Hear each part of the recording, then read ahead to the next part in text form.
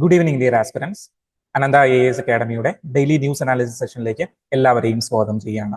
First article ചഹബർ പോർട്ടിനെ കുറിച്ചിട്ടാണ്. നമ്മൾ ഇതിനു മുന്നേയും ഡിസ്കസ് ചെയ്തിട്ടുള്ള ഒരു ടോപ്പിക്കാണ് ചബഹർ പോർട്ട് അല്ലെങ്കിൽ ചാബഹർ പോർട്ട് എന്ന് പറയുന്നത്. ഇറാനിലെ ഇന്ത്യ നിർമ്മിച്ചു നൽകിയിരിക്കുന്ന, ഇന്ത്യ ഇൻവെസ്റ്റ് ചെയ്തിരിക്കുന്ന ഒരു പോർട്ടാണ് ചബഹർ പോർട്ട്. എന്തുകൊണ്ടാണ് ഇറാനിൽ പോയിട്ട് ഒരു പോർട്ട് പണിയാനായിട്ട് ഇന്ത്യ തയ്യാറായിരിക്കുന്നത്? ഓക്കെ, ഇറാനിന്റെ ഒരു പ്രാധാന്യത്തെ കുറിച്ചിട്ടാണ്. ഇറാൻ എന്ന് പറഞ്ഞു കഴിയുമ്പോൾ നമ്മളുടെ സ്ട്രേറ്റ് ഓഫ് ഹോർമൂസിലേക്ക് ബന്ധപ്പെട്ട് കിടക്കുന്ന ഒരു സ്ഥലമാണ്. സ്ട്രേറ്റ് ഓഫ് ഹോർമൂസ് എന്ന് പറയുമ്പോൾ നമ്മളുടെ ഗൾഫ് റീജിയനിലേക്ക് പോകാനായിട്ടുള്ള ഒരു മുനമ്പാണ്. ദെൻ അത് മാത്രമല്ല, സെൻട്രൽ ഏഷ്യയിലേക്കും റഷ്യയിലേക്കും പോകാനായിട്ടും അങ്ങനെ യൂറോപ്പിനെ കണക്ട് ചെയ്യാനായിട്ടുള്ള ഒരു മാർഗം, കരമാർഗം യൂറോപ്പിനെ കണക്ട് ചെയ്യാനായിട്ടുള്ള പ്രധാനപ്പെട്ട മാർഗങ്ങളിൽ ഒന്നാണ് ഈ ചബഹർ പോർട്ട് എന്ന് പറയുന്നത്. ഓക്കെ, സോ എന്താണ് ഇറാന് മേലെ ഒരുപാട് സാങ്ഷൻസുകൾ ആരടിച്ചു കൊടുത്തിട്ടുണ്ട്? നമ്മളുടെ US അടിച്ചു കൊടുത്തിട്ടുണ്ട്.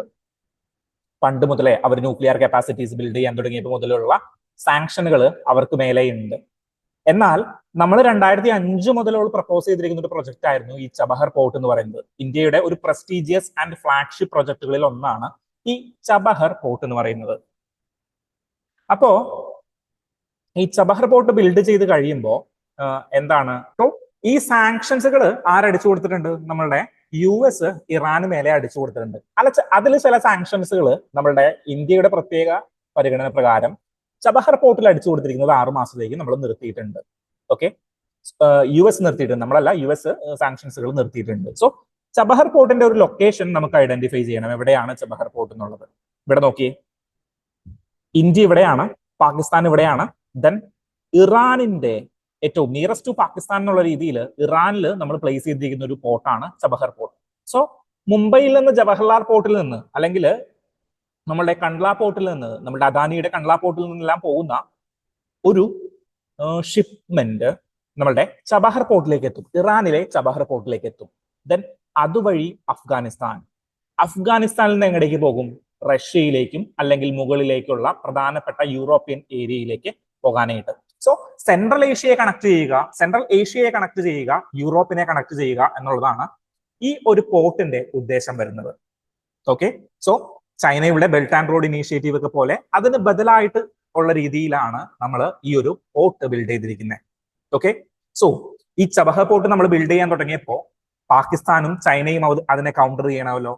അങ്ങനെ പാകിസ്ഥാനും ചൈനയും കൗണ്ടർ ചെയ്ത് ബിൽഡ് ചെയ്ത ഒരു പോർട്ടാണ് ഗദ്വ പോർട്ട് എന്ന് പറയുന്നത്. ഏതാണ്? ചൈനയുടെ സഹായത്തോടുകൂടി പാകിസ്ഥാനിൽ ബിൽഡ് ചെയ്തിരിക്കുന്ന പോർട്ടാണ് ഗദ്വാർ പോർട്ട് എന്ന് പറയുന്നത്. ഓക്കെ, സോ ആ ഒരു കാര്യം കൂടി ഓർത്തിരിക്കുക. എന്നോട് പണ്ടൊരു ഇന്റർവ്യൂവിൽ ചോദിച്ചിട്ടുള്ളൊരു ചോദ്യമായിരുന്നു ഗദ്വാ പോർട്ട്, ചബഹർ പോർട്ടിനെ കുറിച്ചൊരു ഡിസ്കഷൻ വന്നു കഴിഞ്ഞപ്പോൾ ചൈന ബിൽഡ് ചെയ്യുന്ന പോർട്ട് ഏതാണ് എന്നുള്ളൊരു ചോദ്യം എന്നോടൊരു ഇന്റർവ്യൂവിൽ ചോദിച്ചിട്ടുണ്ടായിരുന്നു. സോ ആ രണ്ട് കാര്യങ്ങളും നിങ്ങളെ അവിടെ ഓർത്തിരിക്കുക. എന്താണ് ഇതിന്റെ ഒരു സ്പെസിഫിക്കേഷൻ, അല്ലെങ്കിൽ എന്താണ് ഇതിന്റെ ഒരു പോസിബിലിറ്റി? ഇതിന്റെ പോസിബിലിറ്റി എന്ന് പറഞ്ഞാൽ സെൻട്രൽ ഏഷ്യ, ഇന്ത്യയെ സെൻട്രൽ ഏഷ്യയുമായിട്ട് കണക്ട് ചെയ്യുക. ഇന്ത്യക്ക് ലാൻഡ് ബൗണ്ടറിയിലൂടെ ഒരിക്കലും സെൻട്രൽ ഏഷ്യയെ കണക്ട് ചെയ്യാനായിട്ട് പറ്റില്ല. കാരണം എന്താ? അഫ്ഗാനിസ്ഥാനായിട്ട് മിനിമൽ ആയിട്ടുള്ള ഒരു ഏരിയയിലാണ്, പാക് ഒക്യുപ്പൈഡ് കാശ്മീരിൽ മാത്രമാണ് അഫ്ഗാനിസ്ഥാനുമായിട്ട് ഇന്ത്യ ബോർഡർ ഷെയർ ചെയ്യുന്നത്. ഓക്കെ, ദെൻ പാകിസ്ഥാനിലൂടെ നമുക്കൊരു പോർട്ട് പണിതുകൊണ്ട് സെൻട്രൽ ഏഷ്യയെ കണക്ട് ചെയ്യാനായിട്ട് പറ്റില്ല. എന്നാൽ നമ്മളുടെ തൊട്ടടുത്ത രാജ്യമായിട്ടുള്ള ഇറാനിലേക്ക് നമ്മൾ ഒരു കണക്ഷൻ കൊടുത്തു കഴിഞ്ഞാൽ അവിടെ നിന്ന് സെൻട്രൽ ഏഷ്യയെയും ദെൻ റഷ്യയിലേക്കും യൂറോപ്പിലേക്കും കണക്ട് ചെയ്യാനായിട്ട് നമുക്ക് സാധിക്കും. ഓക്കെ, അങ്ങനെയാണെങ്കിൽ സെക്കൻഡ് ഡിസ്കഷനിലേക്ക് പോകാം. Second discussion national unity day ആണ്. ഇന്ന് നമ്മളുടെ സർദാർ വല്ലഭായ് പട്ടേലിന്റെ ബർത്ത്ഡേ ആണ്. ഓക്കെ, സോ അദ്ദേഹത്തിന്റെ ബർത്ത് ആനിവേഴ്സറി 147ാമത്തെ ബർത്ത് ആനിവേഴ്സറിയാണ്. ആരാണ് സർദാർ വല്ലഭായ് പട്ടേൽ എന്ന് പറഞ്ഞു കഴിഞ്ഞാൽ? സർദാർ വല്ലഭായ് പട്ടേൽ ഇന്ത്യയുടെ സ്വാതന്ത്ര്യ സമര ചരിത്രത്തില് ഏറ്റവും വിശിഷ്ട സ്ഥാനങ്ങൾ വഹിച്ചിട്ടുള്ള ഒരാളാണ്. ജവഹർലാൽ നെഹ്റുവിനെ പോലെ, അല്ലെങ്കിൽ വേറെ ആരാണ്, നമ്മളുടെ ഡിഫറെന്റ് ആളുകളെ പോലെ ഇന്ത്യയുടെ സമര ചരിത്രത്തില്, ഇന്ത്യൻ നാഷണൽ മൂവ്മെന്റിൽ ഒരു പ്രത്യേക സ്ഥാനം വഹിച്ചിട്ടുള്ള ഒരാളാണ്. ജവഹർലാൽ നെഹ്റുവിനോടൊപ്പം നമുക്ക് കാൽക്കുലേറ്റ് ചെയ്യാൻ പറ്റുന്ന ഒരാൾ കൂടിയിട്ടാണ്. 1930 കാലഘട്ടങ്ങളിലൊക്കെയാണ് അദ്ദേഹം പ്രമുഖമായിട്ട് നമ്മളുടെ രാഷ്ട്രീയത്തിലേക്ക്, ഇന്ത്യൻ നാഷണൽ മൂവ്മെന്റിലേക്ക് കടന്നു വരുന്നത്. ഗുജറാത്തിന്റെ ഒരു പ്രതിനിധിയായിട്ടാണ്. ഓക്കെ, ദെൻ അവിടെ നിന്ന് അദ്ദേഹത്തിന്റെ ഒരു ഫേസ് നമ്മളുടെ മുന്നിലേക്ക് കാണിച്ചു തന്നു. സോ ഓർക്കുക, സർദാർ വല്ലഭായ് പട്ടേൽ ഗുജറാത്ത്. ദെൻ നെഹ്റുവുമായിട്ട് പിന്നീട് ഇദ്ദേഹത്തിന് കോൺഫ്ലിക്റ്റുകൾ വരുന്നുണ്ട്. കോൺഫ്ലിക്റ്റുകളൊന്നും അല്ല, ഇവർ രണ്ടുപേരും സുഹൃത്തുക്കളായിരുന്നു. ദെൻ ഇന്ത്യ സ്വതന്ത്രമായി കഴിയുന്നതിന് ശേഷം പല കാര്യങ്ങളിലും അഭിപ്രായ വ്യത്യാസങ്ങളൊക്കെ വരുന്നുണ്ട്. ദെൻ നമ്മള് ഇന്ത്യൻ യൂണിറ്റിയെ, അതായത് ഇന്ത്യ 1947 വിഭജിച്ചു കഴിഞ്ഞപ്പോ എന്തൊക്കെ ഫോർമുലാസ് ഉണ്ടായിരുന്നു ഇന്ത്യയിൽ? ഒന്നില്ലെങ്കിൽ ഒരു നാട്ടുരാജ്യത്തിന് ഇന്ത്യൻ യൂണിയനിലേക്ക് ജോയിൻ ചെയ്യാം, അല്ലെങ്കിൽ ഒരു നാട്ടുരാജ്യത്തിന് പാകിസ്ഥാനിന്റെ യൂണിയനിലേക്ക് ജോയിൻ ചെയ്യാം, അല്ലെങ്കിൽ ഇൻഡിപെൻഡന്റ് ആയിട്ട് നിൽക്കാം. ഈ മൂന്ന് കാര്യങ്ങളും ഒരു ഓഫറാണ്. ഈ മൂന്ന് കാര്യങ്ങളുടെയും ഒരു ഓപ്പർച്യൂണിറ്റി ആണ് ആർക്ക് കൊടുത്തിട്ടുണ്ടായിരുന്നത്? ഇന്ത്യൻ പ്രിൻസിലി സ്റ്റേറ്റ്സിന് ബ്രിട്ടീഷ് ഗവൺമെന്റ് കൊടുത്തിട്ടുണ്ടായിരുന്നത്. അങ്ങനെയാണെങ്കിൽ ഇന്ത്യ ഒരുപാട് നാട്ടുരാജ്യങ്ങളായിട്ട് വിഭജിച്ച് പോകുമായിരുന്ന ഇന്ത്യയെ ഡയലോഗ് ആൻഡ് ഡിപ്ലോമസിയിലൂടെ, സോ ഡിപ്ലോമസിയുടെ ഒരു നെടുംതൂണായിട്ട് പ്രവർത്തിച്ചിരുന്ന ഒരാളായിരുന്നു ആര്? നമ്മളുടെ ഈ സർദാർ വല്ലഭായ് പട്ടേൽ എന്ന് പറഞ്ഞു കഴിഞ്ഞാൽ. ദെൻ ഇന്ത്യൻ സിവിൽ സർവീസ്, നമ്മൾ എക്സാമിനേഷൻ എഴുതി പാസ്സാകാൻ പോകുന്ന ഇന്ത്യൻ സിവിൽ സർവീസ് ഇന്ത്യയിൽ നിലനിർത്തണം. അന്നത് ബ്രിട്ടീഷ് സിവിൽ സർവീസ് ആയിരുന്നു. ഇന്ത്യൻ സിവിൽ സർവീസ് ഇന്ത്യയിൽ നിലനിർത്തണം എന്ന് പറഞ്ഞിട്ടുണ്ടായിരുന്ന ആളായിരുന്നു നമ്മളുടെ സർദാർ വല്ലഭായ് പട്ടേൽ. ഇന്ത്യയുടെ സ്റ്റീൽ ഫ്രെയിം ആണ് ഇന്ത്യയുടെ സിവിൽ സർവീസ് എന്ന് പറഞ്ഞത് അദ്ദേഹമാണ്. ഓക്കെ, സോ ഈ കാര്യങ്ങളെല്ലാം ഓർത്തിരിക്കുക സർദാർ വല്ലഭായ് പട്ടേലുമായി ബന്ധപ്പെട്ടിട്ട്. Then why there is a clash between Nehru and Patel? പട്ടേലും നെഹ്റുവും തമ്മിൽ പല പ്രശ്നങ്ങളും ഇതിന്റെ ഇടയിൽ നടക്കുന്നുണ്ട്. പട്ടേല് നെഹ്റുവിനോട് മിണ്ടാതിരിക്കും, ഞാൻ മിണ്ടില്ല എന്ന് പറഞ്ഞിട്ട് മിണ്ടാതിരിക്കും. ദെൻ ഗാന്ധിജി ഉണ്ടായിരുന്ന കാലത്ത് ഇവർ രണ്ടുപേരും ഗാന്ധിജിയുടെ അടുത്തേക്ക് പോകും. ഗാന്ധിജി ഇമാരുടെ പ്രശ്നം സോൾവ് ചെയ്യും. പട്ടേലെ മിണ്ടാതിരിയടാ അല്ലെങ്കിൽ നെഹ്റു മിണ്ടാതിരിയടാ എന്ന് പറഞ്ഞിട്ട് എന്ത് ചെയ്യും? ഇമാരുടെ പ്രശ്നം അങ്ങോട്ട് സോൾവ് ചെയ്യും. സോ ഇവർ രണ്ടുപേരുടെ ഒരു പൊളിറ്റിക്കൽ ഗോഡ് ഫാദർ ഗാന്ധിജി ആയിരുന്നു. പക്ഷേ 1948 ഗാന്ധിജി മരിക്കുകയാണ്. ഗാന്ധിജി മരിച്ചു കഴിഞ്ഞിട്ട് നെഹ്റു പട്ടേലിന് എഴുതുന്ന ഒരു കത്തുണ്ട്. പട്ടേലെ, നമ്മൾ ഇനി പ്രശ്നങ്ങൾ ഉണ്ടാക്കരുത്, അല്ലെങ്കിൽ നമ്മളുടെ ഐഡിയോളജിക്കൽ ഡിഫറൻസുകൾ തമ്മിൽ വലിയ പ്രശ്നങ്ങൾ ഉണ്ടാക്കരുത്, കാരണം നമ്മളെ പരിഹരിക്കാനായിട്ട് ഗാന്ധിജി ഇനി ഇല്ല എന്നൊക്കെ പറഞ്ഞിട്ട് കുറെ കത്തുകളൊക്കെ എഴുതുന്നുണ്ട്. ദെൻ കറന്റ് ഒരു റൈറ്റ് വിങ് പൊളിറ്റിക്സിലേക്ക് പട്ടേലിനെ ക്യാപ്ചർ ചെയ്യാനായിട്ട്, അല്ലെങ്കിൽ പട്ടേലിനെ പൊളിറ്റിസൈസ് ചെയ്യാനായിട്ട് ശ്രമിക്കുന്നുണ്ട്. അത് തികച്ചും ശരിയല്ലാത്തൊരു കാര്യമാണ്. Okay, so right wing extremist ആയിരുന്നു ഗാന്ധിജിയും നെഹ്റുവും പട്ടേലും തമ്മിൽ ചില പ്രോബ്ലംസ് നടക്കുന്നുണ്ട്. അതായത് ഫോർ എക്സാമ്പിൾ, നമ്മളുടെ സൺ ടെമ്പിൾ, ഗുജറാത്തിലെ സുവർണ ക്ഷേത്രം ഉദ്ഘാടനം ചെയ്യാൻ, അതായത് പുതുക്കി പണിച്ച സുവർണ ക്ഷേത്രം ഉദ്ഘാടനം ചെയ്യാനായിട്ട് പോകുന്നുണ്ട്. സോ പട്ടേൽ പെർട്ടിക്കുലർലി ആരാണ്? പട്ടേൽ പെർട്ടിക്കുലർലി നമ്മളുടെ ഗുജറാത്തിൽ നിന്നുള്ള ആളാണ്. ഓക്കെ, സോ അദ്ദേഹം എന്ത് ചെയ്തു? അദ്ദേഹം പറഞ്ഞു, ഇന്ത്യൻ രാഷ്ട്രപിതാവോ അല്ലെങ്കിൽ രാഷ്ട്രപതിയോ എന്ത് ചെയ്യണം? നമ്മളുടെ സുവർണ ക്ഷേത്രം ഉദ്ഘാടനം ചെയ്യണം. അത് ഒരു ഐക്യത്തിന്റെ, ഒരു ജനാധിപത്യത്തിന്റെ, അല്ലെങ്കിൽ ഒരു റിലീജിയസ് ഹാർമണിയുടെ ഒരു സിമ്പൽ ആണെന്ന് പട്ടേൽ പറഞ്ഞു. എന്നാൽ ജവഹർലാൽ നെഹ്റു അതിനെ എതിർത്തിട്ട് പറഞ്ഞു, ഇന്ത്യ ഒരു സെക്യുലർ കൺട്രിയാണ്, അതുകൊണ്ട് ഒരു ഇന്ത്യയുടെ ഏറ്റവും the head of the state പോയിട്ട് ഒരു ക്ഷേത്രം, ഒരു റിലീജിയസ് ക്ഷേത്രം ഉദ്ഘാടനം ചെയ്യുന്നത്, നമ്മളിപ്പോ ഈ ഒരു പാർട്ടീഷന്റെ ഒക്കെ ടൈം കടന്നു പോയിട്ടല്ലേ ഉള്ളൂ. സോ ഒരു സുവർണ ക്ഷേത്രം ഉദ്ഘാടനം ചെയ്യുന്നത് ഇന്ത്യയെ ഒരു ഹിന്ദു രാഷ്ട്രമായിട്ട് മാറ്റാനായിട്ട് ചിലപ്പോൾ കാരണമാകും. ഹിന്ദു രാഷ്ട്രം എന്ന് എക്സാക്ട്ലി അല്ല, പക്ഷെ ഒരു ഹിന്ദു ഡൊമിനേറ്റഡ് ആണ് എന്ന് കാണിക്കാനായിട്ട്, അല്ലെങ്കിൽ അങ്ങനെ റിഫ്ലക്ട് ചെയ്യാനായിട്ടുള്ള ഒരു കാരണമാകും. അതുകൊണ്ട് രാഷ്ട്രപിതാവ് പോകരുത്, അല്ലെങ്കിൽ രാഷ്ട്രപിതാവല്ല രാഷ്ട്രപതി പോകരുത് എന്ന് ആര് പറഞ്ഞു? നമ്മളുടെ ജവഹർലാൽ നെഹ്റു പറഞ്ഞു. സോ അങ്ങനെയുള്ള ഡിഫറെന്റ് കോൺഫ്ലിക്റ്റുകൾ പട്ടേലും നെഹ്റുവും തമ്മിൽ പലപ്പോഴായിട്ട് ഉണ്ടായിട്ടുണ്ട്. ദെൻ ഒരു ബുക്കുണ്ട്, പട്ടേലിന്റെ എഴുത്തുകളൊക്കെ സമാഹരിച്ചിട്ടുള്ള ഒരു ബുക്കുണ്ട്, ദ പട്ടേൽ കറസ്പോണ്ടൻസ്. അദ്ദേഹം പല ആളുകൾക്കായിട്ട് എഴുതിയിട്ടുള്ള ഡിഫറെന്റ് കത്തുകളുടെ ഒരു ക്രോഡീകരണമായിട്ടുള്ള ഒരു ബുക്കാണ് ദ പട്ടേൽസ് കറസ്പോണ്ടൻസ് എന്ന് പറഞ്ഞിട്ട്. വളരെ ലൈക്ക് നമ്മുടെ കോൺസ്റ്റിറ്റ്യൂഷണൽ ഡിബേറ്റ്സുകൾ പോലെ ആ ഒരു സന്ദർഭങ്ങളിൽ, അല്ലെങ്കിൽ ആ ഒരു കാലഘട്ടങ്ങളിലെ ചരിത്രം എക്സ്പ്ലോർ ചെയ്യാനായിട്ട് ഹിസ്റ്റോറിയൻസ് യൂസ് ചെയ്തിരിക്കുന്ന ഒരു ബുക്കുകളാണ് ഈ പട്ടേൽ കറസ്പോണ്ടൻസ് പോലെയുള്ള ബുക്കുകൾ എന്ന് പറയുന്നത്. ഓക്കെ, സോ സർദാർ വല്ലഭായ് പട്ടേൽ, അതുപോലെ ബർദൌളി സത്യാഗ്രഹയുമായി ബന്ധപ്പെട്ടിട്ട് ദെൻ നിങ്ങൾ ഓർക്കേണ്ട ഒരു കാര്യം, ഞാൻ വിട്ടുപോയ ഒരു കാര്യം, 1928 കാലഘട്ടങ്ങളിലെ ബർദൌളി സത്യാഗ്രഹയുമായി ബന്ധപ്പെട്ടിട്ടുള്ള ഏറ്റവും പ്രൊമിനന്റ് ആയിട്ടുള്ള ഒരു ഫിഗർ ആയിരുന്നു നമ്മളുടെ സർദാർ വല്ലഭായ് പട്ടേൽ എന്ന് പറയുന്നത്. സോ 1928-30 കാലഘട്ടങ്ങളിലാണ് ഇദ്ദേഹം ഗുജറാത്തിൽ നിന്ന്, ഓർത്തു വെക്കുക, ഗുജറാത്തിൽ നിന്ന് പ്രൊമിനന്റ് ആയിട്ട് ഇന്ത്യൻ നാഷണലിസ്റ്റ് മൂവ്മെന്റിലേക്ക് വരുന്നത്. ദെൻ 1950 എന്താണ് ഡിസംബർ 15 ഇദ്ദേഹം മരിക്കുകയാണ്. സോ ആ ഒരു കാലഘട്ടം ഓർത്തു വെക്കുക. എന്താണ് ഇദ്ദേഹത്തിന്റെ ഒരു കോൺട്രിബ്യൂഷൻസ് എന്ന് ഓർത്തിരിക്കുക. ദെൻ സ്റ്റാച്യു ഓഫ് യൂണിറ്റി എന്ന് പറഞ്ഞ സ്റ്റാച്യു നമ്മൾ ബിൽഡ് ചെയ്തിട്ടുണ്ട്. ഓക്കെ, സ്റ്റാച്യു ഓഫ് യൂണിറ്റി നമ്മൾ ബിൽഡ് ചെയ്തിട്ടുണ്ട് ഗുജറാത്തില് 2018. ഓക്കെ, സോ ആ ഒരു കാര്യം കൂടിയിട്ട് നിങ്ങൾ പുതുതായിട്ട് ഓർത്തു വെക്കുക.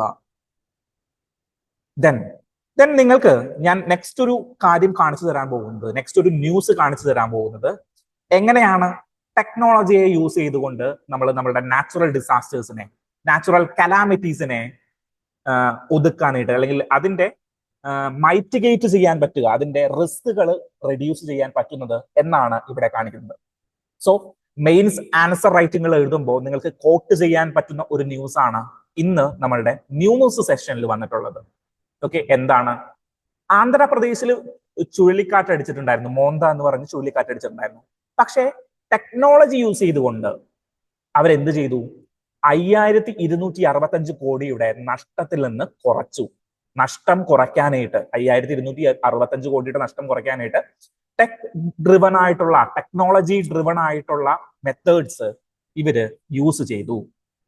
ഓക്കെ, സോ അതാണ് ഈ ഒരു ആർട്ടിക്കിളിൽ, ഈ ഒരു ന്യൂസിൽ പറഞ്ഞിട്ടുണ്ടായിരുന്നത്. സോ നമ്മളുടെ എന്താണ് നാച്ചുറൽ ഡിസാസ്റ്റേഴ്സ് സംഭവിക്കുമ്പോൾ നമ്മുടെ ടെക്നോളജി യൂസ് ചെയ്തുകൊണ്ട് എങ്ങനെ നമുക്ക് ഇപ്പോൾ നാഷണൽ ഡിസാസ്റ്റർ മാനേജ്മെന്റ് ആക്ട് പ്രകാരം, നാഷണൽ ഡിസാസ്റ്റർ നമ്മളുടെ GS3 മേജർ ആയിട്ടുള്ള ഒരു സബ്ജക്റ്റ് ആണല്ലോ നാഷണൽ ഡിസാസ്റ്റർ ആക്ട്. സോ അങ്ങനെയുള്ള കാര്യങ്ങളൊക്കെ കൊടുക്കുമ്പോൾ നമുക്ക് ഈ RTGS, real time governance society data ലേക്ക് ഇനേബിൾഡ് ഒഫീഷ്യൽസ് ടു പ്രെഡിക്റ്റ്, എന്താണ് ഒഫീഷ്യൽസിന് പ്രെഡിക്റ്റ് ചെയ്യാൻ സാധിച്ചു. RTGS സിസ്റ്റം പ്രകാരം റിയൽ ടൈം ഗവർണൻസ് നടത്തിയത് പ്രകാരം എന്ത് ചെയ്തു? ഒഫീഷ്യൽസിന് പ്രെഡിക്റ്റ് ചെയ്യാനായിട്ട് സാധിച്ചു. എത്ര മഴ പെയ്യും, അതിന്റെ ഇന്റൻസിറ്റി എത്രയാണ്, അവിടെ എന്തൊക്കെ മുൻകരുതൽ എടുക്കണം, ഇങ്ങനെയുള്ള കാര്യങ്ങൾ പ്രകാരം കൃഷിനാശം കുറയ്ക്കാനായിട്ട് സാധിച്ചു. ദെൻ ആളുകളുടെ എണ്ണം എനിക്ക് തോന്നുന്നു 2 പേര് മാത്രമേ ആകെ മരിച്ചിട്ടുള്ളൂ ഒരു സൈക്ലോൺ വന്നിട്ട്. സോ അതെല്ലാം നമ്മളുടെ ഈ ടെക്നോളജി യൂസ് ചെയ്തുകൊണ്ട് നമ്മളുടെ ഈ സൈക്ലോണിനെ അല്ലെങ്കിൽ നാച്ചുറൽ ഡിസാസ്റ്റേഴ്സിനെ നമുക്ക് മൈറ്റിഗേറ്റ് ചെയ്യാനായിട്ട് അല്ലെങ്കിൽ ഇമ്പാക്ട് റെഡ്യൂസ് ചെയ്യാനായിട്ട് സാധിച്ചത് കൊണ്ട് സംഭവിച്ച ഒരു കാര്യമാണ്. ഓക്കെ, സോ ആ ഒരു കാര്യം എക്സാമ്പിൾ ആയിട്ട് നമ്മളുടെ മെയിൻസ് ആൻസർ റൈറ്റിങ്ങുകളിൽ യൂസ് ചെയ്യുക. ഓക്കെ, രണ്ടാമത്തെ ഈ ഒരു ന്യൂസും സെക്കൻഡ് ന്യൂസും ഞാൻ നിങ്ങൾക്കൊരു എക്സാമ്പിൾ ആയിട്ട് എടുത്തു തരാനായിട്ട് യൂസ് ചെയ്തിരിക്കുന്ന ഒരു ന്യൂസ് ആണ്. എന്താണ് ഈ ന്യൂസിൽ പറഞ്ഞിരിക്കുന്നത്? അതായത് ഫോറസ്റ്റ് കൺസർവേഷൻ എന്ന് പറഞ്ഞു കഴിഞ്ഞാൽ അവിടുത്തെ ആളുകളെ എലിമിനേറ്റ് ചെയ്യുക, അതായത് അവിടുത്തെ ട്രൈബൽ ആയിട്ടുള്ള ജനങ്ങളെ മാറ്റി നിർത്തിക്കൊണ്ടുള്ള ഒരു കൺസർവേഷൻ മെത്തഡോളജി ആയിരുന്നു നമ്മൾ പണ്ട് കാലങ്ങളിൽ യൂട്ടിലൈസ് ചെയ്തുകൊണ്ടിരുന്നത്. ഓക്കെ, സോ കേരളത്തിലൊരു എക്സാമ്പിൾ ഉണ്ട്. എന്താണ്? ഈ മലമുഴക്കി വേഴാമ്പലുകൾ ഉണ്ടല്ലോ, ഈ വേഴാമ്പലുകളെ ഭക്ഷിക്കുന്ന ഒരു ജനത കേരളത്തിൽ ഉണ്ടായിരുന്നു. അതായത് നമ്മളുടെ, എനിക്ക് ഏതാണ് ആ ആദിവാസി വിഭാഗം എന്ന പേര് ഓർക്കുന്നില്ല. സോ അതിനെയൊക്കെ കുറിച്ചിട്ട് ഒരു ഡോക്യുമെന്ററി ചെയ്തിട്ടുണ്ടായിരുന്നു. അപ്പോ ഇവര് ഈ പണ്ട് മുതലേ ഈ വേഴാമ്പലുകളെ ഭക്ഷിച്ച് പോന്നിരുന്ന ആളുകളായിരുന്നു. ദെൻ അപ്പോ ഇവരെന്താണ്? കാടിന്റെ സ്വത്ത് മീൻസ് സ്റ്റേറ്റിന്റെ റിസോഴ്സസ് യൂട്ടിലൈസ് ചെയ്തുകൊണ്ട് അല്ലെങ്കിൽ ലൂട്ട് ചെയ്തുകൊണ്ട് എൻവിറോൺമെന്റിന് ത്രെറ്റ് ഉണ്ടാക്കുന്ന ആളുകളായിട്ടായിരുന്നു പണ്ടുള്ളവർ കണ്ടിട്ടുണ്ടായിരുന്നത്. പക്ഷേ ഇവരെ ഇതിനെക്കുറിച്ചിട്ട് അവയർനെസ് കൊടുത്തു. ഒഫീഷ്യൽസ് ഇതിനെക്കുറിച്ചിട്ട് ഇവർക്ക് അവയർനെസ് കൊടുക്കുകയും ഇവര് ഈ മലമുഴക്കി വേഴാമ്പലുകളുടെ ഹോൺബില്ലുകളുടെ എന്തായിട്ട് മാറി? പ്രൊട്ടക്ടറുകളായിട്ട് മാറി. സോ പണ്ട് ഉണ്ടായിരുന്നത് വെച്ചിട്ട് സ്റ്റാറ്റിസ്റ്റിക്കലി ഡാറ്റ കമ്പയർ ചെയ്ത് കഴിയുമ്പോൾ അതിൽ കൂടുതൽ, വിച്ച് മീൻസ് ഒരു 200% വരെ ഹൈക്ക് മലമുഴക്കി വേഴാമ്പലുകളുടെ കാര്യത്തിൽ നമ്മളുടെ അതിരപ്പള്ളി റീജിയൻ അല്ലെങ്കിൽ ഇന്ത്യൻ വെസ്റ്റേൺ ഗട്ട്സുകളിൽ മൊത്തമായിട്ട് കാണാനായിട്ട് സാധിച്ചു. വേറെയും എക്സാമ്പിൾസ് ഉണ്ട്. നമ്മുടെ നാഗാലാൻഡ് റീജിയനുകളിൽ ഒരു ബേർഡ് ഉണ്ടായിരുന്നല്ലോ, അവിടെ സന്ദർശനം നടത്തുന്ന ഒരു മൈഗ്രേറ്ററി ബേർഡ്. ആളുകള് പേര് ഞാൻ മറന്നുപോയി, പെട്ടെന്ന് എന്റെ മനസ്സിലേക്ക് കിട്ടുന്നില്ല. സോ ആളുകള് അവിടെയുള്ളവര് അതിനെ ഭക്ഷിക്കുന്നവരായിരുന്നു അല്ലെങ്കിൽ അതിനെ കൊന്നു തിന്നുന്നവരായിരുന്നു. ദെൻ അവിടെയും എന്ത് നടത്തി? സൈബീരിയൻ ബേർഡ്സ് അങ്ങനെ എന്തോ ആണെന്ന് തോന്നുന്നു പേര്, എനിക്ക് പെട്ടെന്ന് മനസ്സിലേക്ക് വരുന്നില്ല. സോ ആ ബേർഡിനെ അവിടെ അവർ ഭക്ഷിക്കുകയായിരുന്നു. ദെൻ അതിനുശേഷം എന്ത് ചെയ്തു? ഈ ഒരു ബേർഡിനെ പ്രൊട്ടക്ട് ചെയ്യാനുള്ള കാര്യങ്ങൾ അവിടുത്തെ ആദിവാസി സമൂഹങ്ങൾ തന്നെ എടുത്തു. So they become the protectorate. അതായത് പുറത്തുനിന്നൊരു ഒഫീഷ്യൽസിന് അല്ലെങ്കിൽ പുറത്തുനിന്നൊരു എംപ്ലോയിക്ക് പോയിട്ട് പ്രൊട്ടക്ട് ചെയ്യാൻ പറ്റാത്ത ഒരുപാട് കാര്യങ്ങൾ ഇവർക്ക് ചെയ്യാനായിട്ട് സാധിക്കും. കാരണം എന്താ? ഇവര് കാടിനെ അറിയാവുന്നവരാണ്, ഇവർക്ക് അവിടുത്തെ സ്ഥലങ്ങൾ അറിയാം, എങ്ങനെയാണ് ഇതിനെ പ്രൊട്ടക്ട് ചെയ്യേണ്ടതെന്ന് അറിയാം, എന്തൊക്കെ കാര്യങ്ങൾ ചെയ്യണം എന്ന് ഇവർക്ക് ജന്മന ഒരു അറിവുണ്ട്. ഈ അറിവിനെ നമ്മൾ യൂട്ടിലൈസ് ചെയ്തുകൊണ്ട് എൻവിറോൺമെന്റൽ പ്രൊട്ടക്ഷന് വേണ്ടിയിട്ട് നമ്മൾ നിന്നു. സോ ഇവിടെ ടൈഗർ കൺസർവേഷൻ എന്ന് പറയുന്ന ഒരു കാര്യം പറയുമ്പോൾ മനുഷ്യനെ മാറ്റി നിർത്തിക്കൊണ്ട്, ആദിവാസികളെ മാറ്റി നിർത്തിക്കൊണ്ടുള്ള ഒരു കാര്യമല്ല. മനുഷ്യനും ടൈഗറും ഒരുമിച്ച്. സോ ഇവിടെ ഒരു വാക്ക് ഉപയോഗിക്കുന്നുണ്ട്. എന്താണ് ആ വാക്ക്? അതായത് സോഷ്യൽ കോ എക്സിസ്റ്റൻസ് എന്ന് പറയുന്ന ഒരു കാര്യം എന്താണ്? മനുഷ്യനും മൃഗങ്ങളും ഒരുമിച്ച് ജീവിക്കുന്ന ഒരു സന്തുലിതമായിട്ടുള്ള ഒരു അവസ്ഥയിലേക്ക് പോകുമ്പോഴാണ് നമുക്ക് എന്ത് കിട്ടുക? നമുക്ക് ബെറ്റർ ആയിട്ട് എൻവിറോൺമെന്റിനെ പ്രൊട്ടക്ട് ചെയ്യാനായിട്ട് സാധിക്കുക. It's A social contract. അല്ലാണ്ട് എന്താണ് ഓൾഡ് മോഡൽ കൺസർവേഷൻ അല്ല. ഫോർട്രസ്, നിങ്ങൾ കാടുകൾ അളക്കും, കാടുകൾ എത്രത്തോളം ഉണ്ട്, 30% കാടുകൾ ഉണ്ടെന്ന് അളക്കും, കാടുകൾക്ക് ചുറ്റും ഒരു വേലി അങ്ങോട്ട് കെട്ടും, എന്നിട്ട് ആരും അങ്ങോട്ട് കയറരുത് എന്ന് പറയും. എന്ന് നമ്മളുടെ 1972 വൈൽഡ് ലൈഫ് പ്രൊട്ടക്ഷൻ ആക്ട് ഒക്കെ അങ്ങനെയാ പറഞ്ഞേ. നാഷണൽ പാർക്കുകൾ പ്രഖ്യാപിക്കുന്നത് എങ്ങനെയാണ്? ട്രസ് പാസേഴ്സ് അലൗ ചെയ്യാൻ പാടില്ല, മനുഷ്യരാരും അങ്ങടേക്ക് കടക്കാൻ പാടില്ല. പക്ഷെ അവിടെ ഒന്നും ആദിവാസി സമൂഹങ്ങളെ കുറിച്ചിട്ട് ആരും ഒന്നും പറഞ്ഞിട്ടുണ്ടായിരുന്നില്ല. ദെൻ 2006 ഫോറസ്റ്റ് റൈറ്റ് ആക്ട് പറഞ്ഞപ്പോഴാണ് അവർക്ക് എന്ത് കിട്ടിയത്? ഫോറസ്റ്റ് റൈറ്റുകൾ കിട്ടിയത്. ഇൻഡിവിജ്വൽ ആൻഡ് കമ്മ്യൂണിറ്റി റൈറ്റുകൾ അവർക്ക് പ്രൊവൈഡ് ചെയ്ത് കൊടുത്തു. ഓക്കെ. എന്നിട്ടും ഇവരെ ഡിസ്ലൊക്കേറ്റ് ചെയ്യാനായിട്ടുള്ള, അല്ലെങ്കിൽ പുതിയൊരു പ്രൊജക്ട് വരുമ്പോൾ ഇവരെ എന്താണ് മൈഗ്രേറ്റ് ചെയ്യിപ്പിക്കുക അല്ലെങ്കിൽ ഡിസ്ലൊക്കേഷൻ ചെയ്യിക്കാനായിട്ടുള്ള പല പരിപാടികളും ചെയ്തിട്ടുണ്ടായിരുന്നു. നിങ്ങൾക്കൊരു ബുക്ക് പരിചയപ്പെടുത്തി തരാം. Everybody goods A love drought എന്ന് പറഞ്ഞിട്ടൊരു ബുക്ക് ഉണ്ട്. പി സൈനത്ത് എഴുതിയിട്ടുള്ള പ്രശസ്ത ഒരു മാധ്യമ പ്രവർത്തകനാണ്. എങ്ങനെയാണ് ഇന്ത്യയുടെ ഒരു റിയൽ വേൾഡ് വർക്ക് ചെയ്തെന്ന് പരിചയപ്പെടുത്തുന്ന ഒരു ബുക്കാണ് the everybody loves A good drought എന്ന് പറഞ്ഞിട്ടുള്ള ഒരു ബുക്ക്. ആ ബുക്കില് അദ്ദേഹം എഴുതുന്ന ഒരു കാര്യമുണ്ട്. Meek shall inherit the earth until A new project comes. ഒരു പുതിയ പ്രൊജക്ട് വരുന്നത് വരെയാണ് പാവങ്ങൾ ഭൂമി അവകാശമാക്കും എന്ന് പറയുന്ന ഒരു സ്റ്റേറ്റ്മെന്റ്. അതായത് ബൈബിളിലെ ഒരു സ്റ്റേറ്റ്മെന്റ് ആണ്. ദരിദ്രർ ഭൂമിയുടെ അവകാശികളാണെന്ന് പറയുന്നത്. പക്ഷേ ഇന്ത്യയിലെ ഒരു പുതിയ പ്രൊജക്ട് വരുന്നത് മാത്രമാണ് ദരിദ്രർ അവരുടെ വീടുകൾക്ക് അവകാശമുള്ളൂ. ഫോർ എക്സാമ്പിൾ അതിരപ്പിള്ളി ജലവൈദ്യുത പദ്ധതി വരികയാണ്. എന്ത് ചെയ്യും? അവിടുത്തെ സാധാരണക്കാരായിട്ടുള്ള മാർക്സിന്റെ ലംബൻ പ്രോലിറ്ററേറ്റ് എന്ന് വിളിക്കുന്ന സമൂഹം, അവര് എന്ത് ചെയ്യും? അവരവിടെ നിന്ന് പടിയിറങ്ങേണ്ടി വരും. പക്ഷേ അദാനിയോ അംബാനിയുടെയോ മേജർ സ്ഥലങ്ങള് ഇതുപോലെ പടിയിറക്കുമോ? ഇല്ല. സോ അതുകൊണ്ടാണ് meek shall inherit the earth until A new project comes എന്ന് പറഞ്ഞ് അദ്ദേഹം എഴുതിയിട്ടുള്ളത്. ഓക്കെ. സോ ഇതുപോലെ ടൈഗർ കൺസർവേഷന്റെ കാര്യം വരുമ്പോൾ സാധാരണ ജനങ്ങളെ മാറ്റി നിർത്തിക്കൊണ്ടുള്ള ഒരു പ്രക്രിയ ഇനി വേണ്ട.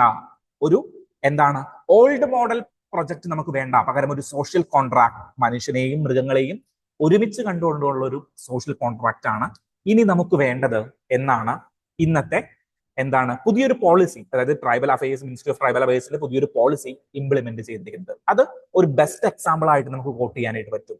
ഓക്കെ. സോ ഈ റീലൊക്കേഷനെ സംബന്ധിച്ചിട്ട് ചോദ്യങ്ങൾ ചോദിക്കുമ്പോൾ, അല്ലെങ്കിൽ ഫോറസ്റ്റ് റൈറ്റ് ആക്ടുമായിട്ട് ബന്ധപ്പെട്ട ചോദ്യങ്ങൾ ചോദിക്കുമ്പോൾ നമുക്ക് ഇതെല്ലാം കോട്ട് ചെയ്യാനായിട്ട് സാധിക്കണം. ഓക്കെ. സോ ഇതാണ് നമ്മളുടെ നെക്സ്റ്റ് ന്യൂസ് ഉണ്ടായിരുന്നത്. Then open editorial is related to particularly നമ്മളുടെ ആർട്ടിഫിഷ്യൽ ഇന്റലിജൻസിനെ കുറിച്ചിട്ടാണ് നമ്മളുടെ ഓപ്പൺ എഡിറ്റോറിയലുകൾ ഉണ്ടായിരുന്നത്. അത്ര വലിയ ഇമ്പോർട്ടന്റ് ആയിട്ടുള്ള കാര്യങ്ങളൊന്നുമല്ല. എഡ്യൂക്കേഷനിൽ എങ്ങനെയാണ് ആർട്ടിഫിഷ്യൽ ഇന്റലിജൻസ് യൂസ് ചെയ്യാൻ പറ്റുന്നത് എന്നാണ് ഇവിടെ എഴുതിയിരിക്കുന്നത്. ഓക്കെ. സോ ആർട്ടിഫിഷ്യൽ ഇന്റലിജൻസ് എഡ്യൂക്കേഷനിൽ എങ്ങനെ യൂട്ടിലൈസ് ചെയ്യാം? നമ്മൾ ആർട്ടിഫിഷ്യൽ ഇന്റലിജൻസിനെ കുറിച്ചിട്ട് ഒരു GS3 നമ്മളുടെ ന്യൂ ടെക്നോളജിയെ കുറിച്ചിട്ട് ഒരു ന്യൂസുകൾ വന്നു കഴിയുമ്പോൾ ആർട്ടിഫിഷ്യൽ ഇന്റലിജൻസ് എങ്ങനെ യൂട്ടിലൈസ് ചെയ്യാം എന്ന് ചോദിച്ചു കഴിയുമ്പോൾ ഒരു സെക്ഷനായിട്ട് നമുക്ക് എഴുതാം എഡ്യൂക്കേഷൻ എങ്ങനെ യൂട്ടിലൈസ് ചെയ്യാം, എന്തൊക്കെ കാര്യങ്ങൾ എഡ്യൂക്കേഷനിൽ യൂട്ടിലൈസ് ചെയ്യാൻ പറ്റും. ഓക്കെ. എഡ്യൂക്കേഷനിൽ ഒരുപാട് റെക്കറിംഗ് ടാസ്കുകൾ ഉണ്ട്. അത് മാത്രമല്ല സ്റ്റുഡൻസിന് ഒരുപാട് ടാസ്കുകൾ ഉണ്ട്. അതായത് പഠിപ്പിക്കുക. ഓക്കെ. സോ പഠിക്കാനായിട്ട് പുറകോട്ട് നിൽക്കുന്ന സ്റ്റുഡൻസ് ആണ്. അവർക്ക് എങ്ങനെ ആർട്ടിഫിഷ്യൽ ഇന്റലിജൻസ് യൂട്ടിലൈസ് ചെയ്യാൻ പറ്റും? ഒരു ട്യൂട്ടറിനെ പോലെ ആക്ട് ചെയ്യാനായിട്ട് പറ്റും. പഠിക്കാനായിട്ട് മുന്നിൽ നിൽക്കുന്ന ആളുകളാണെങ്കിൽ എന്ത് ചെയ്യാനായിട്ട് പറ്റും? പഠിക്കാനായിട്ട് മുന്നിൽ നിൽക്കുന്ന ആളുകളാണെങ്കിൽ അവർക്ക് പുതിയ കോഴ്സുകൾ എക്സ്പ്ലോർ ചെയ്യാനായിട്ട്, പുതിയ കാര്യങ്ങൾ പഠിക്കാനായിട്ട്. ഫോർ എക്സാമ്പിൾ നമ്മളുടെ ന്യൂട്ടന്റെ ഫസ്റ്റ് ലോസിനെ കുറിച്ച് പഠിക്കുകയാണ്. ന്യൂട്ടനെ കുറിച്ച് 8ാം ക്ലാസ്സിൽ പഠിക്കുന്ന ഒരു സ്റ്റുഡന്റിന് വേണമെങ്കിൽ അദ്ദേഹത്തിന്റെ അഡ്വാൻസ്ഡ് ആയിട്ടുള്ള തിയറീസ്, അഡ്വാൻസ്ഡ് ആയിട്ടുള്ള കാര്യങ്ങൾ, അങ്ങനെയുള്ള എല്ലാ കാര്യങ്ങളെയും കുറിച്ച് സിംപ്ലിഫൈ ആയിട്ട്, അതായത് ഒരു ടീച്ചറിന് ഉണ്ടാകുന്ന നോളജിന്റെ ഒരു 10x മൾട്ടിപ്ലൈ ചെയ്യാനായിട്ട്, അല്ലെങ്കിൽ ഒരു 100x മൾട്ടിപ്ലൈ ചെയ്യാനായിട്ട് നമ്മളുടെ ആർട്ടിഫിഷ്യൽ ഇന്റലിജൻസിന് സാധിക്കും. ദെൻ ഒരു ടീച്ചിങ് ഫീൽഡിൽ നിൽക്കുമ്പോൾ ഒരുപാട് റെക്കറിംഗ് ടാസ്കുകൾ ഉണ്ട്.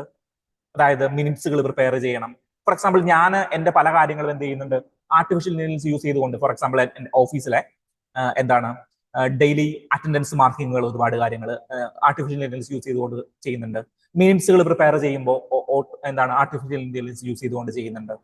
ദെൻ വേറെ എന്താണ് റിപ്പോർട്ടുകൾ മേക്ക് ചെയ്യുമ്പോൾ, മെയിലുകൾ അയക്കുമ്പോൾ, ഇങ്ങനെ റെക്കറിംഗ് ടാസ്കുകളെല്ലാം നമുക്ക് ആർട്ടിഫിഷ്യൽ ഇന്റലിജൻസിനെ കൊടുക്കാനായിട്ട് പറ്റും. സോ അങ്ങനെ നമ്മുടെ എഡ്യൂക്കേഷൻ സിസ്റ്റം കുറച്ചും കൂടി ബെറ്റർ ആയിട്ട് പെർഫോം ചെയ്യാനായിട്ട് ആർട്ടിഫിഷ്യൽ ഇന്റലിജൻസ് സാധിക്കും. സെക്കൻഡ് ഓപ്പൺ എഡിറ്റോറിയൽ വേറൊരു കാര്യം പറയുന്നുണ്ട്. എന്താ സെക്കൻഡ് ഓപ്പൺ എഡിറ്റോറിയൽ പറയുന്നത്? ലാംഗ്വേജ് ആൻഡ് AI കുറിച്ചിട്ടാണ്. അപ്പൊ അവിടെ പറഞ്ഞു വെക്കുന്ന ഒരു കാര്യം, നിങ്ങൾക്ക് ലാംഗ്വേജിനെ ട്രാൻസ്ലേറ്റ് ചെയ്യാനായിട്ട് ചിലപ്പോൾ സാധിക്കും ആർട്ടിഫിഷ്യൽ ഇന്റലിജൻസ് കൊണ്ട്, പക്ഷേ ഇമോഷൻസിനെ കൺവേ ചെയ്യാനായിട്ട് സാധിക്കില്ല. ഓക്കെ, സോ ലാംഗ്വേജ്, പുതിയൊരു ലാംഗ്വേജ് പഠിക്കാനായിട്ട് സാധിക്കും. അല്ലെങ്കിൽ ലാംഗ്വേജ്, അതായത് ഇപ്പോ നിങ്ങൾക്കൊരു ചോദ്യം ഉണ്ടാവും, അതായത് നിങ്ങളുടെ കയ്യിൽ ഒരു മൊബൈൽ ഫോൺ ഉണ്ട്, അങ്ങനെയാണെങ്കിൽ നിങ്ങൾ പുതിയ ലാംഗ്വേജ് പഠിക്കേണ്ട ആവശ്യമുണ്ടോ? ഫോർ എക്സാമ്പിൾ നിങ്ങൾക്ക് ജർമ്മനിയിൽ പോകണം. ജർമ്മനിയിൽ പോകണമെങ്കിൽ പണ്ട് ജർമ്മൻ ഭാഷ സംസാരിക്കണമായിരുന്നു, ഇല്ലേ? അതായത് ജർമ്മനിയിൽ നിങ്ങൾ സോളോ ട്രാവൽ ചെയ്യാണ്. ജർമ്മൻ പ്രൈഡ് ഉണ്ട് അവർക്ക്, അതായത് ഇംഗ്ലീഷിലൊന്നും അവർ സംസാരിക്കത്തൊന്നുമില്ല. ഇംഗ്ലീഷ് എന്ന് പറഞ്ഞാൽ വേറെ ഏതോ ഭാഷയായിട്ടൊക്കെയാണ് അവർ കണക്കാക്കുന്നത്. സോ യൂണിവേഴ്സൽ ലാംഗ്വേജ് ആയിട്ടൊന്നും അക്സെപ്റ്റ് ചെയ്തിട്ടില്ല. സോ ജർമ്മനിയിൽ ഒരാളോട് സംസാരിക്കുന്നു, ജർമ്മനി പെട്ടിക്കടയിൽ പോയിട്ട് ഒരു ചായ വാങ്ങിക്കണമെങ്കിൽ എന്ത് വേണം? നിങ്ങൾക്ക് ജർമ്മൻ ഭാഷ അറിഞ്ഞിരിക്കണം. സോ അന്ന് ജർമ്മൻ ഭാഷ നമ്മൾ കുറച്ച് പഠിച്ചു വെച്ചിട്ട് ആ ജർമ്മനിയിലേക്ക് പോവുക, അതായത് ചായ കുടിക്കാൻ, സർവൈവ് ചെയ്യാനായിട്ടുള്ള ജർമ്മൻ ഭാഷ നമ്മൾ പഠിച്ചു വെക്കും, അല്ലെങ്കിൽ ഫ്രഞ്ച് ഭാഷ പഠിച്ചു വെക്കും. പക്ഷേ ഇന്ന് അതിന്റെ ആവശ്യമില്ല. മൊബൈൽ ഫോണിൽ ഗൂഗിൾ ട്രാൻസ്ലേറ്റർ ഓൺ ചെയ്തിട്ട് എനിക്കൊരു ചായ വേണം, എത്രയാണ് ചായയുടെ രൂപ എന്ന് ഗൂഗിൾ ട്രാൻസ്ലേറ്ററിൽ പറഞ്ഞു കൊടുത്തു കഴിഞ്ഞാൽ ഓട്ടോമാറ്റിക്കലി ജർമ്മനിലേക്ക് അത് കൺവേർട്ട് ചെയ്ത് തരും. അങ്ങനെയാണെങ്കിൽ ജർമ്മൻ ഭാഷ എനിക്ക് പഠിക്കേണ്ട ആവശ്യമുണ്ടോ? അതായത് ഇനിയുള്ള ലോകത്ത് ജീവിക്കാനായിട്ട് ജർമ്മൻ ഭാഷ പഠിക്കേണ്ടതുണ്ടോ? അല്ലെങ്കിൽ ഫ്രഞ്ച് ഭാഷ പഠിക്കേണ്ടതുണ്ടോ? പുതിയൊരു ഭാഷ പഠിക്കേണ്ടതുണ്ടോ? ആവശ്യകതയുണ്ടോ? സോ അതിന്റെ അടിസ്ഥാനത്തിലാണ് ഇന്നത്തെ സെക്കൻഡ് ഓപ്പൺ എഡിറ്റോറിയൽ വന്നിരിക്കുന്നത്. സെക്കൻഡ് ഓപ്പൺ എഡിറ്റോറിയൽ പറയുന്നത് ഭാഷ നിങ്ങൾ പഠിച്ചിരിക്കണം. കാരണം എന്താണ്? ഭാഷയ്ക്ക് ഇമോഷൻസ് കമ്മ്യൂണിക്കേറ്റ് ചെയ്യാനായിട്ടുള്ള പവർ ഇല്ല. അതായത് ആർട്ടിഫിഷ്യൽ ഇന്റലിജൻസിന് ഇമോഷൻസ് കൺവേ ചെയ്യാനായിട്ടുള്ള പവർ ഇല്ല. പകരം എന്താണ്? ഭാഷ ട്രാൻസ്ലേറ്റ് ചെയ്യാനായിട്ടുള്ള പവർ മാത്രമാണുള്ളത്. എന്താണ്? ഭാഷ ട്രാൻസ്ലേറ്റ് ചെയ്യാനായിട്ടുള്ള പവർ മാത്രമാണുള്ളത്. സോ ആ ഒരു കാര്യം കൊണ്ട് നമ്മൾ ഇനിയും ഭാഷയുടെ കാര്യം, അല്ലെങ്കിൽ ഭാഷ ലോകത്ത് വീണ്ടും നിലനിന്നുകൊണ്ടിരിക്കും. കമ്മ്യൂണിക്കേഷൻ ടെക്നിക്കുകൾ പലതായിട്ട് മാറിയിട്ടുണ്ട്. പണ്ട് കത്ത് എഴുതിയിട്ടായിരുന്നു കമ്മ്യൂണിക്കേറ്റ് ചെയ്തിരുന്നത്. ദെൻ വീണ്ടും എന്ത് വന്നു? ടെലഗ്രാഫ് വന്നു. ടെലഗ്രാഫ് വന്നപ്പോൾ പെട്ടെന്ന് നമുക്ക് ചില കാര്യങ്ങൾ പറയാനായിട്ട് പറ്റും. ദെൻ മൂന്നാമത് എന്ത് വന്നു? കോളുകളും ടെലഫോണുകളും എന്താണ് വയേർഡ് കോളുകളും വന്നു. ദെൻ മൊബൈൽ ഫോണുകൾ വന്നു. ദെൻ SMS വന്നു. ഇൻസ്റ്റാഗ്രാം ചാറ്റുകൾ വന്നു. ഇപ്പോ മെസ്സേജ് അയക്കലൊന്നുമില്ല, ഇൻസ്റ്റാഗ്രാമിൽ ഒരു റീൽ അയച്ചു കൊടുക്കും. ജീവിച്ചിരിപ്പുണ്ട് എന്നറിയാനായിട്ടുള്ള ഒരു ഏക മാർഗം ഇൻസ്റ്റാഗ്രാമിൽ റീൽ വന്നു, അല്ലെങ്കിൽ സ്നാപ്പുകൾ വന്നു. സ്നാപ്പ് ചാറ്റുകളിലൂടെ ചാറ്റ് ചെയ്യുന്നവരെ ഞാൻ കണ്ടിട്ടുണ്ട്. ഞാൻ പെർട്ടിക്കുലർലി യൂസ് ചെയ്തിട്ടില്ല, അങ്ങനെയുള്ളവരെ ഞാൻ കണ്ടിട്ടുണ്ട്.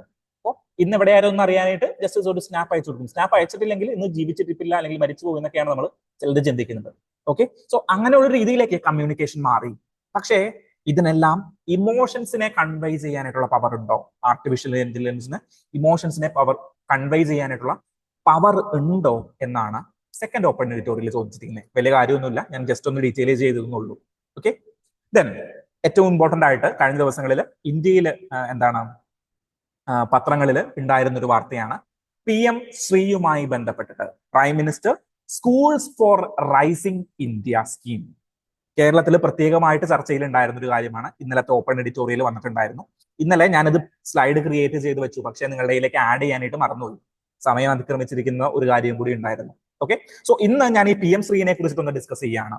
PM ശ്രീ എന്ന് പറഞ്ഞു കഴിഞ്ഞാൽ സ്കൂൾസ് ഫോർ റൈസിംഗ് ഇന്ത്യ, അതായത് എന്താണ് ഉയർന്നു വരുന്ന ഒരു ഇന്ത്യയിലേക്ക് വേണ്ടിയിട്ടുള്ള എന്താണ് എക്സാമ്പിൾ സ്കൂളുകളാണ്, അല്ലെങ്കിൽ എന്താണ് ഫ്ലാഗ്ഷിപ്പ് സ്കൂളുകളാണ് ഈ PM ശ്രീ സ്കൂളുകൾ എന്ന് പറഞ്ഞു കഴിഞ്ഞാൽ.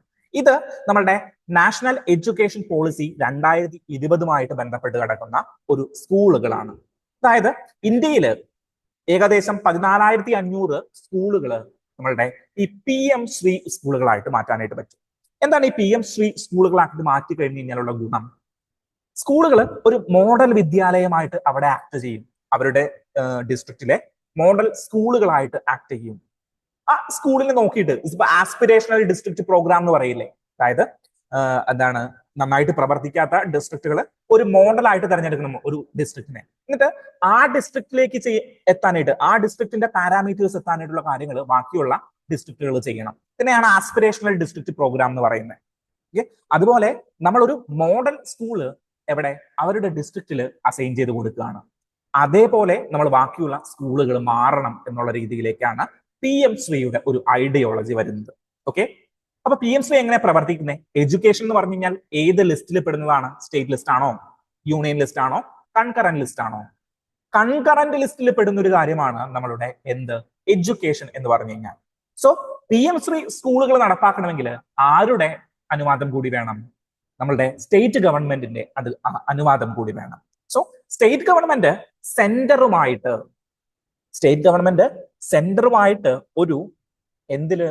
ഒരു മെമ്മോറാണ്ടം ഓഫ് അണ്ടർസ്റ്റാൻഡിങ് സൈൻ ചെയ്യണം. 5 വർഷത്തേക്കുള്ള ഒരു മെമ്മോറാണ്ടമാണ്. അതായത് 2022 മുതൽ 27 വരെ വർഷകാലഘട്ടത്തിലേക്കാണ് ഈ PM-ശ്രീ സ്കൂളുകൾ വെക്കുന്നത്. സോ ഗവൺമെന്റ് എന്ത് ചെയ്യും? It is A centrally sponsored scheme. Okay, centrally sponsored scheme എന്ന് പറഞ്ഞു കഴിഞ്ഞാൽ സെൻട്രൽ എന്ത് ചെയ്യും? സ്പോൺസർ എങ്ങനെയാണ് വർക്ക് ചെയ്യുന്നത്? പലർക്കും സംശയമുള്ള ഒരു കാര്യമാണ് സെൻട്രലി സ്പോൺസേർഡ് സ്കീമും സെൻട്രൽ സെക്ടർ സ്കീമും. ഓക്കെ, സെൻട്രലി സ്പോൺസേർഡ് സ്കീം എന്ന് പറഞ്ഞു കഴിഞ്ഞാൽ എന്താണ്? അതായത് Idea star singer. Okay, Idea star singer എന്ന് പറഞ്ഞൊരു പരിപാടി ഉണ്ടായിരുന്നു പണ്ട്. അതിന്റെ സ്പോൺസേഴ്സ് ആരായിരുന്നു? ഐഡിയ എന്ന് പറയുന്ന ഇന്നത്തെ VI കമ്പനി ആയിരുന്നു. നമ്മുടെ മൊബൈൽ ഫോണിന്റെ സിം കമ്പനി ഉണ്ടല്ലോ, അതിന്റെ പഴയ പേര് ഐഡിയ എന്നായിരുന്നു. ഓക്കെ, സോ ഈ സ്റ്റാർ സിംഗർ എന്ന് പറയുന്ന പ്രൊജക്ടിന്റെ സ്പോൺസേഴ്സ് ആയിരുന്നു ആര്? ഐഡിയ എന്ന് പറയുന്ന സ്ഥാപനം. ഐഡിയ എന്ത് ചെയ്യും? ഐഡിയ കുറച്ച് പണം ആർക്ക് കൊടുക്കും? ഏഷ്യാനെറ്റ് എന്ന് പറയുന്ന ബ്രോഡ്കാസ്റ്റിംഗ് കമ്പനിക്ക് കൊടുക്കും.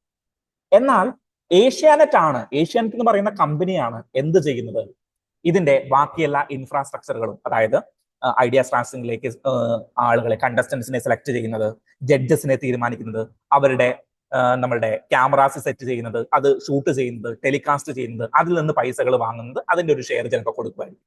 ഓക്കെ, സോ അതുപോലെ സ്പോൺസർ എന്താ ചെയ്യുക? പൈസ മുടക്കും. പക്ഷേ ബാക്കി എല്ലാ കാര്യങ്ങളും എന്ത് ചെയ്തോളണം? സ്റ്റേറ്റ് ആണ്. അതായത് സെന്ററി സ്പോൺസേർഡ് സ്കീം എന്ന് പറഞ്ഞു കഴിഞ്ഞാൽ സെന്റർ അതിന്റെ സ്പോൺസർ ആയിട്ട് നിൽക്കും. ഇപ്പൊ മെസ്സിയെ കൊണ്ടുവരാനായിട്ട് ആര് പോകുന്നുണ്ട്? റിപ്പോർട്ടർ ചാനൽ പോകുന്നുണ്ട്. സോ റിപ്പോർട്ടർ ആരാണ്? റിപ്പോർട്ടർ ആ പ്രൊജക്ടിന്റെ സ്പോൺസർ ആണ്. ഓക്കെ, അവര് പൈസ മുടക്കും. പക്ഷെ അത് ഇംപ്ലിമെന്റ് ചെയ്യേണ്ടത് ആരാണ്? ഇംപ്ലിമെന്റ് ചെയ്തത് കേരള ഗവൺമെന്റ് ആണ്. അങ്ങനെ കേരള ഗവൺമെന്റ് ഇംപ്ലിമെന്റ് ചെയ്യാണ്ട് സ്പോൺസർ തന്നെ ഇംപ്ലിമെന്റ് ചെയ്യാൻ ശ്രമിച്ചപ്പോഴാണ് ഇന്നത്തെ വിവാദം ഇവിടെ കത്തി നിന്നത്. ഓക്കെ, മെസ്സി വരുമോ? അല്ലെങ്കിൽ നമ്മളുടെ കലൂർ സ്റ്റേഡിയം എന്ത് ചെയ്യുന്നു? സ്പോൺസർ തന്നെ നവീകരിക്കുന്നു. അപ്പൊ ആ സമയത്ത് ഉണ്ടായിരുന്ന ചർച്ച എന്താണ്? ഇന്നലേക്ക് ഉണ്ടായിരുന്ന ചർച്ച എന്താണ്? സ്പോൺസർ അല്ല ഇത് ചെയ്യേണ്ടത്. സ്പോൺസർ പൈസ മുടക്കുക, അതിന്റെ കാര്യങ്ങൾ ചെയ്യുക. അല്ലെങ്കിൽ ഇംപ്ലിമെന്റ് ചെയ്യേണ്ടത് സ്റ്റേറ്റ് ഗവൺമെന്റ് ആണ്. സ്റ്റേറ്റ് ഗവൺമെന്റ് ചെയ്യുന്നില്ല, സ്പോൺസറിനെ മൊത്തമായിട്ട് ഏൽപ്പിച്ചിരിക്കുന്നു. അത് തെറ്റാണ്. സോ സ്പോൺസറിന്റെ ഉത്തരവാദിത്വം എന്ന് പറഞ്ഞു കഴിഞ്ഞാൽ എന്താണ്? പൈസ മുടക്കുക. ഇംപ്ലിമെന്റിംഗ് അതോറിറ്റി ആരാണ്? സ്റ്റേറ്റ് ഗവൺമെന്റ് ആണ്. സെൻട്രലി സ്പോൺസേർഡ് സ്കീമിലും സെയിം തന്നെയാണ്. Okay, so centrally sponsored scheme എന്ന് പറഞ്ഞു കഴിഞ്ഞാൽ ഒരു എമൗണ്ട് സ്റ്റേറ്റ് തരും അല്ലെങ്കിൽ സെൻട്രൽ തരും. So central sponsored scheme normally 60-40 റേഷ്യോയിലാണ്. അതായത് 60% സെൻട്രൽ ഗവൺമെന്റ് തരും, 40% ആര് വഹിക്കണം? സ്റ്റേറ്റ് ഗവൺമെന്റുകൾ വഹിക്കണം. സോ ആ ഒരു രീതിയിലാണ് PM-ശ്രീയും വന്നിരിക്കുന്നത്. ഓക്കെ, എന്താണ്? ന്യൂ എഡ്യൂക്കേഷണൽ പോളിസീസ് യുമായിട്ട് അലൈൻ ചെയ്തുകൊണ്ടുള്ള എഡ്യൂക്കേഷൻ സിസ്റ്റം, എഡ്യൂക്കേഷൻ മോഡലാണ് നമ്മളുടെ PM-ശ്രീ, പ്രധാനമന്ത്രി സ്കൂൾസ് ഫോർ റൈസിംഗ് ഇന്ത്യ എന്ന് പറയുന്ന സ്കീമിൽ ഇംപ്ലിമെന്റ് ചെയ്തിരിക്കുന്നത്. സോ ആ ഒരു കാര്യവും കൂടി നിങ്ങൾ ഒന്ന് ഓർത്തിരിക്കുക. ദെൻ ഗ്രീൻ ഇനീഷ്യേറ്റീവ് എന്തായാലും ഉണ്ടാവുമല്ലോ സെൻട്രൽ ഒരു പ്രൊജക്ട് നടത്തുമ്പോൾ. Then modern facilities, experienced learning, നിങ്ങൾക്ക് എഴുതാൻ പറ്റുന്ന കാര്യങ്ങളൊക്കെ തന്നെയാണ് PM-ശ്രീയുടെ ഒബ്ജക്റ്റീവുകളായിട്ട് വരുന്നത്. ഓക്കെ, സോ ആ കാര്യങ്ങളൊന്ന് നിങ്ങളൊന്ന് ഡീറ്റെയിൽ ആയിട്ട് ഓർത്തിരിക്കുക. സോ നമുക്ക് നമ്മുടെ കറണ്ട് അഫയേഴ്സ് സെഷൻ ഇവിടെ അവസാനിപ്പിച്ചാലോ? സോ ഡീറ്റെയിൽ ആയിട്ട് നമുക്ക് അടുത്ത ദിവസം ഇരിക്കാം. Okay, thank you.